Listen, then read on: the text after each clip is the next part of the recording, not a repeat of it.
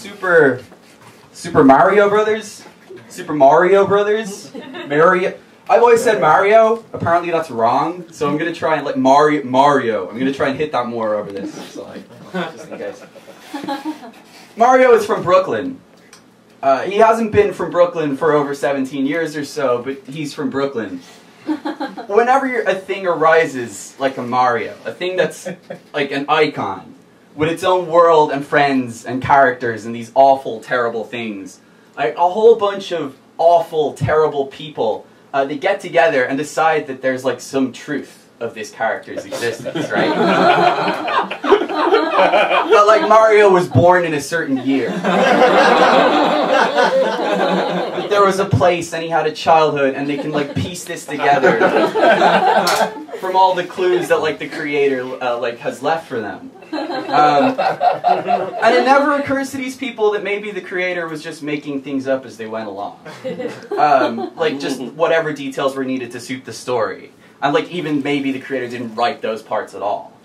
Like the only justice in this world is that these awful, terrible people who believe they can better understand a creative work by knowing more facts about it, who like can only believe one thing or the other, and they strive to remove like just any trace of ambiguity from the world around them because it terrifies them, the idea that something might not be one thing or the other. The only justice we will see in our short lives is that they have to construct these little restrictive cells of meaning from like 2 paragraphs in the back of a video game instruction book that they didn't even pay the intern to write in the first place.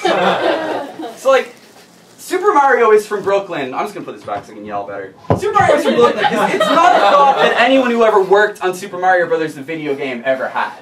Super Mario Brothers, the movie, is entirely comprised of thoughts that the people who made Super Mario Brothers, the video game, just never had. From how can Mario jump that high, to how would a fireball work in real life, this film has shitty, boring answers for every single question you've ever wanted.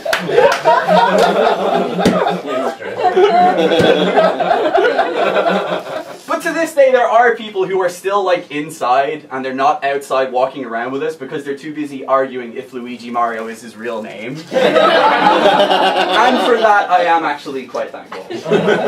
So I think it's very telling that in trying to understand like an abstract magical world like the Mushroom Kingdom, they decided not to do that and just built an urban dystopia instead. Like dystopia, which I mean that's its own. Is it its own plural? I think it's dystopia. But I'm talking about dystopia, as in multiple dystopias. It's often meant as kind of a cautionary tale. So like Fahrenheit 451 is a story about how you shouldn't trust government employees. Mad Max is a story about like gas prices. Am I right? Rollerball is about how sports are bad, but actually they're good. And what's essential of all those things is that in each scenario, society has like regressed in some way. That there's been some comfort that's been removed from us. And it turned out that that comfort was the only thing that separates us from the animals. And the second you take away like gasoline or sports or whatever, we just immediately like begin to regard everybody else with suspicion. Everyone who's different from us is like someone we should watch out against. We have to protect the very important things that we own, and we have to protect them at all costs against anybody else. And that is definitely completely different to the way people think normally when they're not in a dystopia for some reason.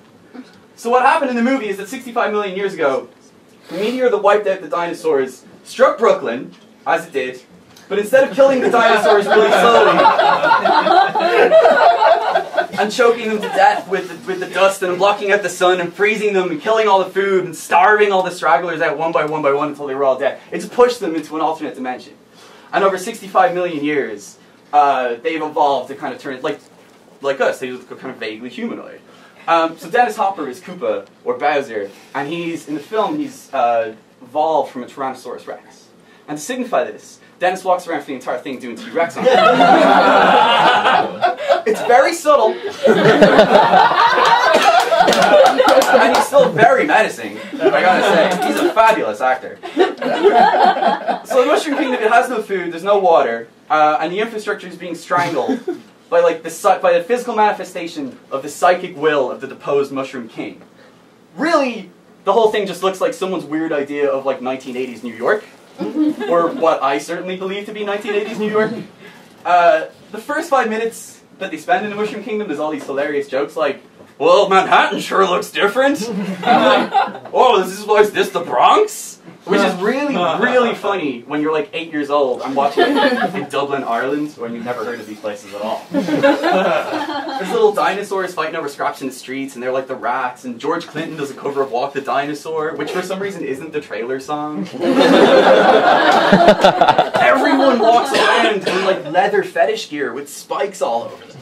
And I looked at, this is such a thing with futuristic dystopias, that they do that. And I looked at, like, our most common representation of the fall of society. It's just like an unfamiliar part of town where everyone seems to be really comfortable with themselves.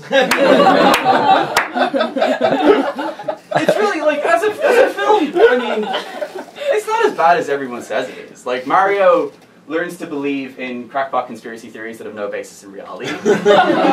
Luigi kisses a girl. And Daisy realizes she doesn't have to go back to Earth to finish college because she was born into a life of wealth and privilege. I like it because it doesn't work. Like, if it was successful, we'd have Super Mario Brothers, the movie, the game. And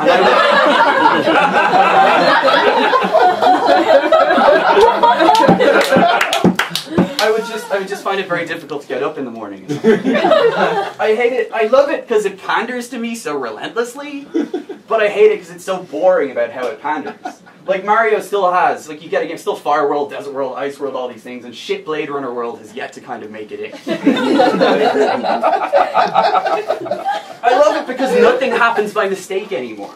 Like, no one will ever write anything about Mario without it going through 3 different departments who have to, like, double check if, like, the guys who write Super Mario Lacrosse whacked, you know, have, like, said something 3 weeks ago which contradicts this part in the lore. But, like, we just let, like, the fact we'll never see something as kind of iconic as Mario get as kind of weird and out of control as, like, this movie nearly let that happen. It's everything Mario, like, technically is, I guess. Like, everything you can read about Mario on Wikipedia without being anything that Mario actually is at all. Like, I hate it. I absolutely hate it when people argue over whether or not Mario is from, like, Brooklyn or not. But he's from Brooklyn, and it actually does matter.